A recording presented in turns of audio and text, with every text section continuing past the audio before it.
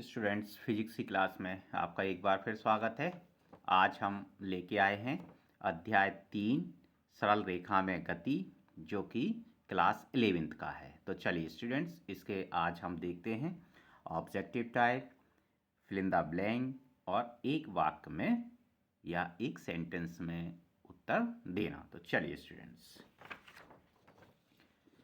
सबसे पहले हम देखते हैं बहुविकल्पीय प्रश्न, ऑब्जेक्ट टाइप क्वेश्चंस देखते हैं। तो सबसे पहले इन्होंने दिया है कि स्थिति समय ग्राफ का ढाल प्रदर्शित करता है। तो स्टूडेंट, ढाल को प्रवणता भी कहते हैं, ठीक है। तो स्थिति समय ग्राफ जो है किसको प्रदर्शित करेगा स्टूडेंट्स? ये वेग को प्रदर्शित करता है। स्टूडेंट्स, इसे ध्यान रखना है आपको, किसको प्रदर्शित करता है? वेग को प्रदर्शित करता है। चलिए, दूसरा है गुरुत्व के अधीन स्वतंत्रता पूर्वक छोड़ी गई वस्तु के लिए शून्य होता है। तो स्टूडेंट्स, इसमें देखते हैं हम कि गुरुत्व के अधीन स्वतंत्रता पूर्वक अगर कोई ऑब्जेक्ट आप छोड़ेंगे तो उसका जो प्रारंभिक वेग होता है u जो होता है वो क्या होगा? शून्य होगा स्टूडेंट, ठीक है। और ऐसी स्थिति में गुरुत्व के अधीन जब बात है तो एक्सीलरेशन जो होता है उसे आप g मानते हैं, और s जो क्षैतिज में जो डिस्टेंस होती है, दूरी होती है, उसे हाइट में कितनी मानते हैं? ऊंचाई में h मानते हैं। इसको भी आप ध्यान रखें। तो इसका आंसर क्या होगा? प्रारंभिक वेग। तीसरा देखते हैं, स्थिति समय ग्राफ समय अक्ष के समांतर है। तो इसका क्या अर्थ है? देखिए, स्थिति समय अगर मान लीजिए x यहाँ दिया है, t यहाँ दिया है, और इसके समांतर अगर कोई वस्तु का ग्राफ प्रदर्शित कर रहे हैं, तो इसका मतलब ये है कि स्टूडेंट, जो वस्तु है वो स्थिर अवस्था में है, चल नहीं रही है। आप देख रहे हैं कि प्रत्येक टाइम में, प्रत्येक क्षण पर उसकी जो पोजीशन है, स्थिति है, वो समान है स्टूडेंट। चलिए नेक्स्ट देखते हैं, वेग समय ग्राफ द्वारा समय अक्ष से घेरा गया क्षेत्रफल क्या दर्शाता है बच्चों? तो चलिए, इसमें इन्होंने दिया है कि दूरी, चाल, मंदन, त्वरण। मैंने ऑब्लिक में विस्थापन भी लगा दिया है क्योंकि वेग और समय की बात है ना। तो विस्थापन आता है उसमें कि वेग बराबर विस्थापन बटे समय होता है। ओके, तो अब ये कह रहे हैं कि समय अक्ष से घिरा क्षेत्रफल। तो देखो, मैं थोड़ा सा इसका ग्राफ प्लॉट करता हूँ। यहाँ v ले लें और यहाँ t ले लें, तो ये इस प्रकार की बात कुछ हो रही है स्टूडेंट्स। ये दो टाइम ले ली हमने, और यहाँ मान लीजिए ये वेलोसिटी का दिखा दिया। तो ये बात पूछ रहे हैं कि ये जो क्षेत्रफल है वो क्या आपको शो करेगा, है ना, क्या प्रदर्शित करेगा? तो बच्चों, इसमें क्या प्रदर्शित करता है? विस्थापन को दिखाता है। आपको ये ध्यान रखना है, ठीक है। चलिए नेक्स्ट प्रश्न हम देखते हैं कि वेग समय ग्राफ अगर समय अक्ष के लंबवत हो तो क्या होगा भाई? इसका मतलब ये बोल रहे हैं कि ये हमने वेग बना लिया y अक्ष पर, और x अक्ष पर हमने टाइम ले लिया स्टूडेंट्स, और ये बोल रहे हैं कि टाइम अक्ष के लंबवत। तो भाई ऐसी पोजीशन कभी नहीं बन सकती। इसका मतलब ये आ रहा है कि इसका जो एक्सीलरेशन है वो अनंत हो गया है। क्या हो गया है? अनंत हो गया है, जो कि कभी संभव नहीं होता बच्चों। तो इसका आंसर हो गया डी नंबर का।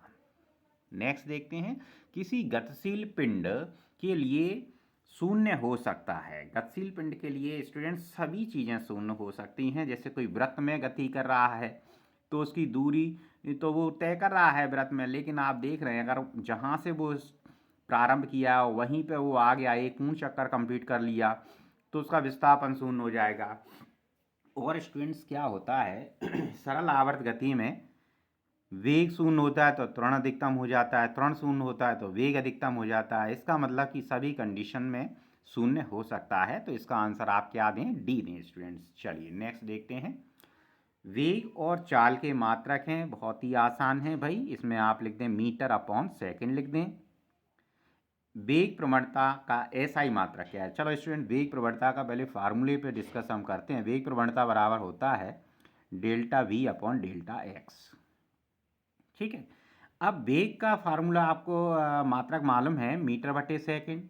दूरी को भी आप काय में मेजरमेंट करते हैं? मीटर में करते हैं। तो मीटर से मीटर कैंसिल आउट हो जाएगा, अपॉन में सेकंड है ऊपर ले जाएंगे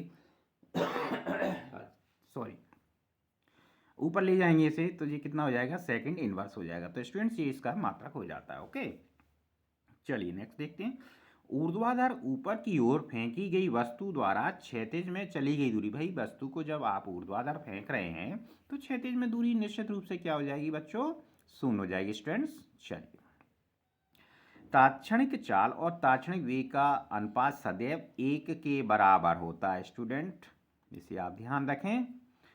एक वस्तु ऊर्ध्वाधर ऊपर की ओर फेंकने पर वह 1 सेकंड बाद पुनः हाथों में आ जाती है। अधिकतम ऊंचाई तक पहुंचने में लगा समय कितना होगा स्टूडेंट्स, आधा कर दीजिए, 4 सेकंड हो जाएगा।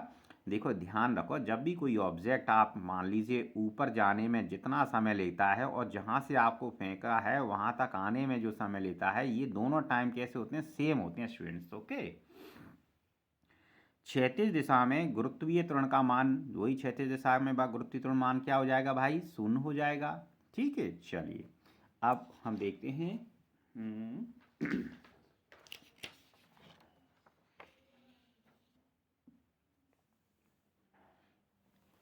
एक वाक्य या शब्द में उत्तर देना। चलिए देखते हैं, नियत वेग से गतिशील वस्तु का त्वरण क्या होगा। कोई वस्तु है, कोई ऑब्जेक्ट है, एक नियत वेग से चली जा रही है स्टूडेंट। 1 सेकंड में भी उसका वेग 5 मीटर प्रति सेकंड है, 2 सेकंड में भी 5 मीटर प्रति सेकंड है, 3 सेकंड में भी 5 मीटर प्रति सेकंड है। तो ऐसी स्थिति में जो त्वरण निकलेगा वो कितना आएगा स्टूडेंट, शून्य आएगा। क्यों आएगा भाई, अंतिम वेग में से प्रारंभिक घटाएंगे, बार बार वो 5 ही 5 चल रही है मीटर पर सेकंड, तो यहाँ 0 हो गया। अब समय कितना भी बना रहे, 0 में किसी का ही भाग देंगे तो क्या आएगा, शून्य आएगा स्टूडेंट्स। ओके, चलिए, त्वरण ऋणात्मक होने की स्थिति में, त्वरण अगर ऋणात्मक है, मंदन है, तो स्थिति समय ग्राफ कैसा होगा। तो चलिए जरा इसको हम देख लेते हैं बना के। ये देखिए, ये मैंने इसको t दे दिया टाइम, और यहाँ मैंने x दे दिया। और स्टूडेंट्स अगर ये मंदन हो रहा है तो इसका ग्राफ कुछ इस प्रकार से आएगा स्टूडेंट्स। ओके, तो आपको ऐसे बनाना है। वृत्तीय गति में एक चक्कर पूर्ण होने पर विस्थापन कैसा होगा। भाई विस्थापन कितना होगा, शून्य होगा। अभी पहले भी मैं चर्चा कर चुका हूँ इस पर। ठीक, वीटी ग्राफ के अंतर्गत आने वाला क्षेत्रफल क्या व्यक्त करता है। तो हमने बताया था अभी कुछ देर पहले पिछले प्रश्न में, विस्थापन किसको प्रदर्शित करेगा स्टूडेंट्स, विस्थापन को प्रदर्शित करेगा। सूर्य के चारों ओर दीर्घ वृत्ताकार गति में पृथ्वी किस प्रकार की वस्तु है। तो पहले स्टूडेंट्स यहाँ एक अच्छी बात आई है कि पृथ्वी गति करती है सूर्य के चारों ओर, कैसी है, दीर्घ वृत्ताकार है, इलेप्टिकल है। ओके, तो इसको आपको ध्यान रखना है कि इलेप्टिकल मोशन में वह गति करती है। अब जो सूर्य के चारों ओर गति कर रही है उसका जो पथ है वो बहुत ही बड़ा है पृथ्वी के आकार की तुलना में, इसलिए हम उसे क्या मान सकते हैं, बिंदु वस्तु मान सकते हैं स्टूडेंट्स। कैसी वस्तु है वो, बिंदु वस्तु है। 60 किलोमीटर प्रति घंटा की चाल से उत्तर दिशा की ओर गतिशील ट्रेन में बैठे एक यात्री के सापेक्ष दूसरे सहयात्री की गति कितनी होगी। तो स्टूडेंट्स, एक यात्री दूसरे यात्री के सामने बैठा है या पास में बैठा है तो वो वहीं बैठा रहेगा, उस एक दूसरे के सापेक्ष उनकी गति कैसी होगी, शून्य होगी स्टूडेंट। जो 60 किलोमीटर प्रति घंटा की जो स्पीड निकल रही है वो बाहर जो पेड़ पौधे हैं उनकी तुलना में, या पहाड़ हैं, नदियाँ हैं, उनकी तुलना में वो गति को मेज़रमेंट करते हैं। क्योंकि भौतिकी में इस बात का ध्यान रखें, सापेक्षिक गति का महत्व होता है। ठीक है, दूरी अशून्य होने पर वस्तु का विस्थापन शून्य कब होता है। अब ये कह रहे हैं कि दूरी तो अशून्य हो लेकिन विस्थापन शून्य हो जाए। तो एक उदाहरण दीजिए, बहुत आसान है। वृत्त में कोई गति कर रही हो वस्तु, वृत्त में गति, ठीक है।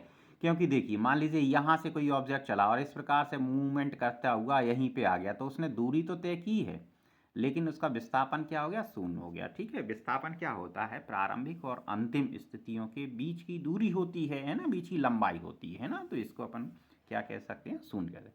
तो thank you students to joining class, और जो भी प्रॉब्लम हो आप कमेंट बॉक्स में पूछ सकते हैं। ठीक है, तब तक के लिए धन्यवाद। नेक्स्ट क्लास में फिर मिलते हैं।